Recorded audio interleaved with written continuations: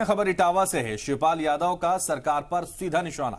घोसी में सपा के हक में माहौल है। उन्होंने कहा 2024 में मुल्क से बीजेपी को हटा देंगे। बीजेपी का ग्राफ गिरा हुआ है। समाज के सभी तबके हमारे साथ हैं। शिवपाल यादव ये दावा कर रहे हैं कि समाज के सारे तबके हमारे साथ हैं। बीजेपी का ग्राफ गिरा हुआ है। वो सीधे तौर पर सरकार पर निशाना साध रहे हैं। शिवपाल सरकार का माफी चाहेंगे, शिवपाल का सीधे सरकार पर ये निशाना है। तो शिवपाल यादव का सरकार पर सीधा निशाना, और इस निशाने में वो कह रहे हैं कि घोसी में सपा के हक में हैं सब लोग। 2024 में मुल्क से बीजेपी को हटा देंगे, वो ये भी कह रहे हैं।